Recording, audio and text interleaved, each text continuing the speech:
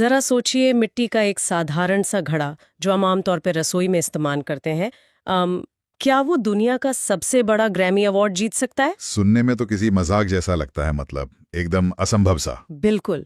लेकिन असल में ये सच है।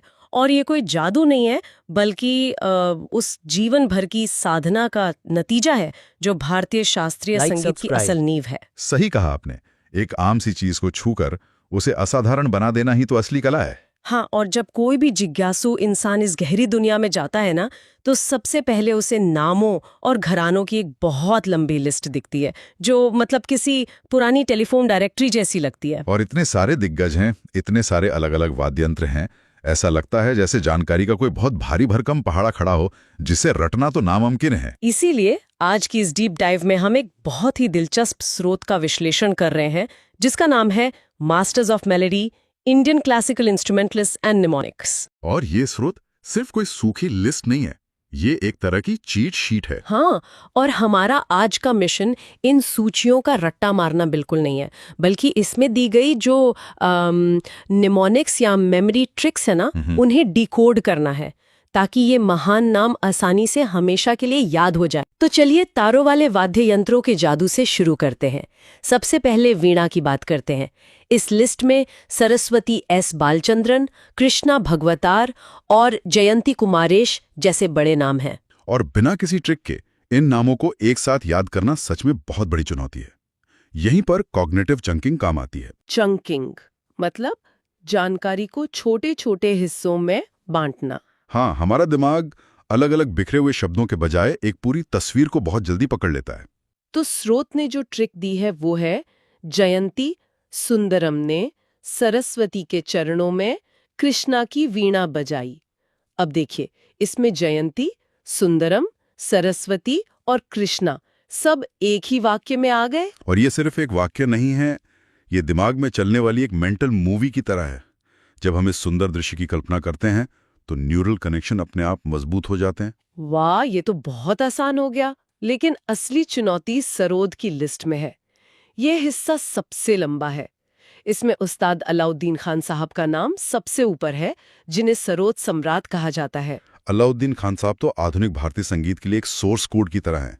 आज सरोद की जो भी शैलियां या घराने हम सुनते हैं, वो सब कहीं ना कहीं उन्हीं की कठोर तालीम से निकली हैं। और इसी लिस्ट में एक और नाम है जिसने मुझे बहुत हैरान किया, ज़रीन शर्मा, जो आगरा के ख्याल घराने से आती हैं। हाँ, उनका सफर बहुत दिलचस्प रहा है। स्रोत के मुताबिक उन्होंने सिर्फ 13 साल की उम्र में all India radio music competition जीता था। मतलब इतनी कम उम्र में 13 साल की उम्र में वो स्तर और परिपक्वता हासिल करना सच में असाधारण है। ये दिखाता है कि तकनीक से ऊपर उठकर संगीत को महसूस करने की क्षमता उनमें कितनी जल्दी आ गई थी। बिल्कुल। इसके अलावा राजीव तारनाथ, हाफिज अली खान और अली अकबर खान साहब जैसे दिग्गज भी हैं, लेकिन मुझे अमजद अली खान साहब के रिकॉर्ड ने सोचने पर मजबूर कर दिया। अच्छा, ऐसा क्या है उनके रिकॉर्ड में? स्रोत बताता है कि उन्होंने अपने बेटों अयान और अमान के साथ नोबेल प्राइज कॉन्सर्ट में रागा फॉर पीस बजाया था। लेकिन बात उनके पुरस्कारों की है। उन्हें 1975 में पद्मश्री, 1991 में पद्म भूषण और 2011 में पद्म विभूषण मिला। हाँ, ये एक बहुत लंबी समय अवधि है। वही तो, मतलब इतने अलग अलग दशकों में कोई इंसान अपनी कला के इतने ऊंचे शिखर पर कैसे टिका रह सकता है? देखिए, किसी भी क्षेत्र में ठहराव से बचना सबसे मुश्किल काम होता है। अलग अलग दशकों में ये सम्मान मिलना उनके निरंतर और एकांत रियाज का सबूत है। वो हर दिन खुद को चुनौती देते हैं। सही बात है। और सरोद के इन दिग्गजों को याद रखने के लिए स्रोत ने जो ट्रिक दी है वो है, अमजद और अकबर ने सरोद को सम्राट की तरह बजाया और बिस्वजीत ने उसे बुद्ध की तरह शांत किया। ये सूत्र सरोद के असली मिजाज को भी बताता है, क्योंकि सरोद की आवाज में राजसी भव्यता भी होती है और एक सन्यासी जैसी गहरी शांति भी। क्या बात है। अब रुद्र वीणा की बात करें तो इसकी लिस्ट काफी छोटी है। उस्ताद सादिक अली खान और असद अली खान। इसकी ट्रिक है, सादिक और असद दोनों रुद्र के भक्त हैं। रुद्र वीणा का ढांचा इतना भारी होता है और इसे बजाना इतना गंभीर काम है कि इसके वादक हमेशा उंगलियों पर गिने जाने वाले ही रहें। तो ये छोटी सी ट्रिक काफी है।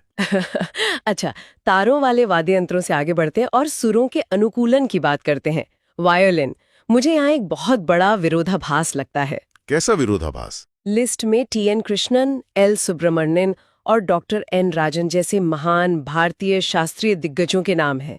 लेकिन वायलिन तो एक विशुद्ध पश्चिमी वाद्य यंत्र है ना। यही तो भारतीय संगीत के लचीलेपन और उसे अपनाने की क्षमता का सबसे बड़ा उदाहरण है।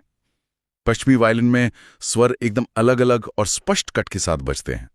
लेकिन हमारे यहाँ तो एक सुर से दूसरे सुर तक बिना टूटे फिसलने की जरूरत होती है। हाँ, जिसे हम मींड कहते हैं। बिल्कुल, भारतीय संगीतकारों ने वायलिन को गले लगा लिया क्योंकि इसमें वो मींड पैदा करने की अद्भुत क्षमता थी। मतलब उन्होंने इसे जमीन पर बैठकर बजाने के तरीके से लेकर सब कुछ एक नया और भारतीय रूप दे दिया। हाँ, ये किसी भारी चीज को अपनी आत्मा सौंप देने जैसा है।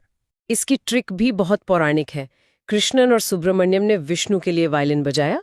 अब इसमें कृष्णन, सुब्रमण्यम और विष्णु गोविंद जोग सब समा गए। जब हम ऐसे सांस्कृतिक प्रतीकों का सहारा लेते हैं ना, तो नई जानकारी हमारे अवचेतन दिमाग में बहुत तेजी से और गहराई से बैठ जाती है। सुरों के इस सफर में अगला वाद्य यंत्र है संतूर, कश्मीर की घाटियों से निकला हुआ।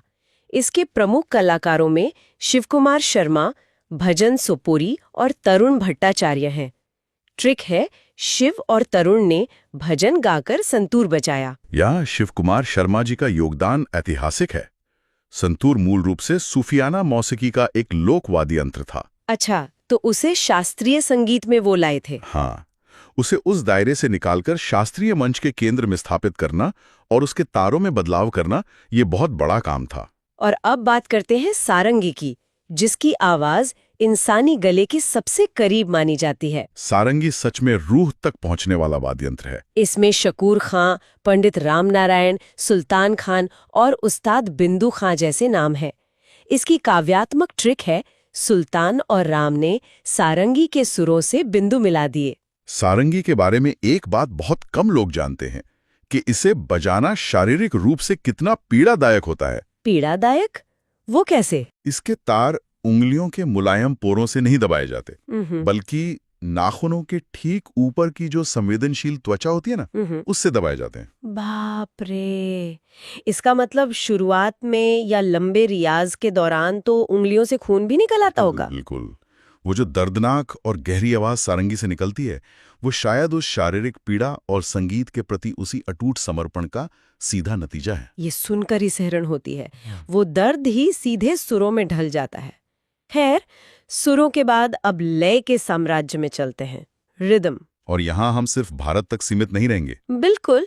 सबसे पहले मृदंगम, केरला के टी गोपाल कृष्णन और पालघाट आर रघु। इसकी ट्रिक बहुत विजुअल है। गोपाल और रघु ने मृदंग बजाकर केरल को मंत्रमुग्ध कर दिया। मृदंगम कर्नाटक संगीत की लय का मुख्य आधार है। चमड़े की परतों से गूंज पैदा करने का एक पूरा विज्ञान है इसमें। इसके बाद पखावज का नंबर आता है। ये लिस्ट बहुत दिलचस्प है। कुणाल पाटिल, केलुचरण महापात्रा, पंडित भवानी शंकर। ट्रिक है, केलुचरण और भवानी ने लक्ष्मण के दरबार में पखावज बजाया। लेकिन एक बात है। क्या बात है? स्रोत में लिखा है कि केलुचरण महापात्रा सिर्फ पखावज ही नहीं बजाते थे, बल्कि वो एक बेहद मशहूर ओडिसी नर्तक भी थे। ये देखना बहुत दिलचस्प है कि एक कला दूसरी कला को कैसे निखारती है। एक नर्तक जब पखावज बजाता है तो उसे सिर्फ ताल नहीं बल्कि शरीर की गति और ठहराव की भी गहरी समझ होती है। सही कहा। और अब वापस उस वाद्य यंत्र पर आते हैं जिसका जिक्र हमने एकदम शुरुआत में किया था, घटम। हाँ, वो मिट्टी का घड़ा। इसके वादक हैं टी.एच. विनायक राम और ई.एम. सुब्रमण्यम। ट्रिक है, विनायक ने घड़े में संगीत भरा। 1996 में विनायक राम जी ने घटम के लिए ग्रैमी अवार्ड जीता था। ये कैसे संभव हुआ? क्योंकि ध्वनि सिर्फ आकार से नहीं बल्कि दृष्टि से पैदा होती है। घटम बनाते समय मिट्टी में लोहे और तांबे का चूरा मिलाया जाता है, जिससे एक विशिष्ट धात्विक गूंज पैदा होती है। और उसे पश्चिमी दुनिया के बीच ले जाकर ग्रैमी जीतना। ये पूरी तरह से विनायक राम जी के उस विजन का परिणाम था। उन्होंने दुनिया को दिखाया कि भारतीय लय का गणित कितना असीमित है। कमाल है। और वैश्विक मंच की बात करें तो स्रोत में सिम्जनी यानी पश्चिमी संगीत निर्देशन का भी उल्लेख है, और इसमें सबसे बड़ा नाम है जुबिन मेहता। जुबिन मेहता का नाम तो पश्चिमी शास्त्रीय संगीत में बहुत सम्मान से लिया जाता है। ट्रिक एकदम सरल है। जुबिन मेहता ने पूरी दुनिया में सिम्जनी का नाम रोशन किया। तो हमने तारों, सुरों और लय के इस पूरे स्पेक्ट्रम को कवर कर लिया।